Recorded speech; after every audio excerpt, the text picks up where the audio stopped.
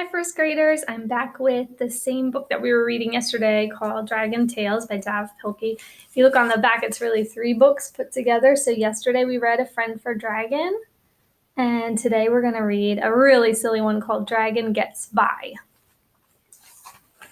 So this is chapter 1, Dragon Sees the Day. One warm, I'm trying to see so you can see it better.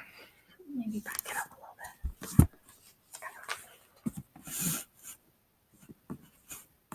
One warm, sunny morning, Dragon woke up and yawned. He was very groggy, and whenever Dragon woke up groggy, he did everything wrong. First, he read an egg and fried the morning newspaper.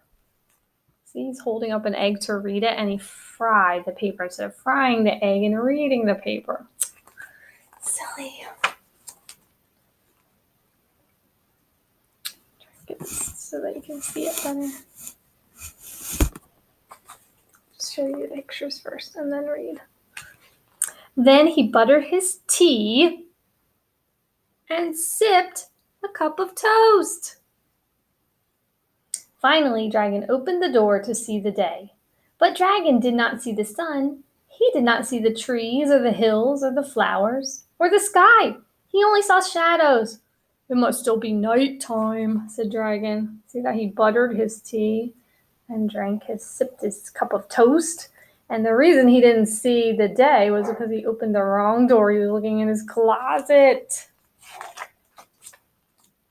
So he went back to bed. And look how he sleeps with his feet on the pillow. Chapter 2, Housework. Oh boy, if you look at the picture, he's using the lawnmower on his carpet. Dragon's floor was very dirty. He got his broom and began to sweep. When he was finished sweeping, the floor was still dirty, so Dragon swept again, and there was still dirt everywhere. Look at that, he's sweeping and sweeping, and just making more dirt. There sure is a lot of dirt on this floor, said Dragon. Dragon swept all morning long and into the afternoon. He carried out wheelbarrows filled with dirt. All of his sweeping left a very big hole in the floor. Look at that.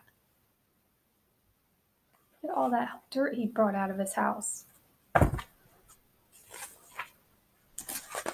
Finally, the Mail Mouse came by. Good thing the Mail Mouse comes by. She looked at all the dirt outside the house. She looked at the big hole inside the house. What's going on in here? Asked the Mail Mouse. I'm sweeping my floor, said Dragon. It is very dirty. But you have a dirt floor, said the Mail Mouse. It is made of dirt. So no wonder his floor was so dirty. His floor is made of dirt. Dragon looked at the hole he had swept and scratched his big head. Looks like you've made a mess, said the Mail Mouse. Looks like I've made a basement, said Dragon. Yeah, he dug a hole so deep it could be his basement. So that was housework, and chapter 3 is yard work. And if you look at the picture, he's using a vacuum cleaner on the grass. And that's the same apple tree that we heard about in the first story. So you can still see the little gravestone here where he buried his friend. Dragon looked at the big pile of dirt in his yard. What am I going to do with all this dirt? He wondered.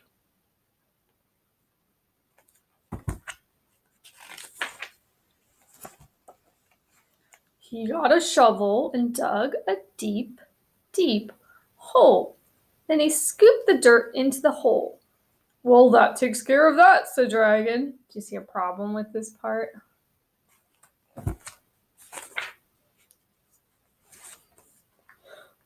Look at the picture closely. Now, where did this come from? He dug a hole to fill up the dirt, and then he just made more dirt. Chapter 4, Shopping. You can see his ink. He has a regular pen dipped into the ink to make his shopping list. Silly. Dragon looked in his cupboard, but there was no food at all. "The cupboard is bare," said Dragon. "Time to go shopping." Dragon got into his car and drove. The food store was at the top of a hill. It was a very steep drive.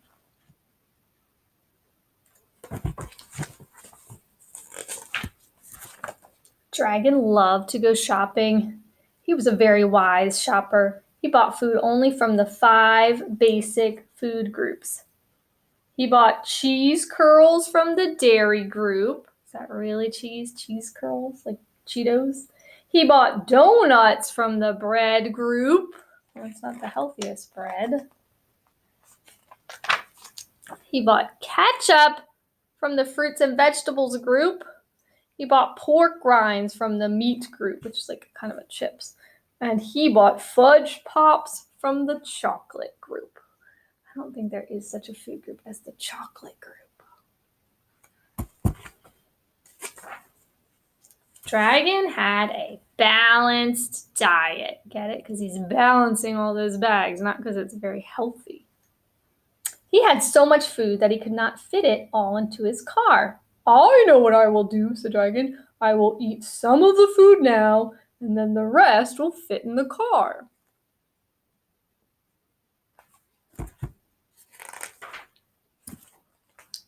Dragon sat in the parking lot and started to eat. He scrunched up the cheese curls.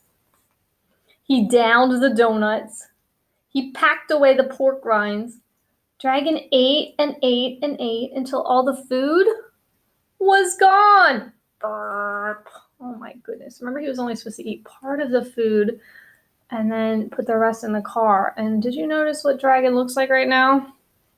He's gotten very, very chubby.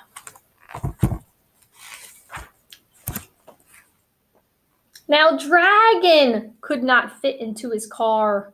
"Oh, what am I going to do?" cried Dragon. He thought and scratched his big head. "I know what I will do," said Dragon. "I will push my car home." So Dragon pushed his car down the hill. The car began to roll faster and faster. Remember that steep hill? Now he has to chase his car down that hill. And faster and faster. And I'll just let you look at the pictures. Looks like he ran through a fence. He ran over a mailbox. He hit a telephone pole. And landed himself right on top of his car. Finally, Dragon's car came to a stop right in front of his house. Look at all those letters that followed him from the mailbox. He's got wires on the car and the stop sign. All the excitement had made Dragon very hungry.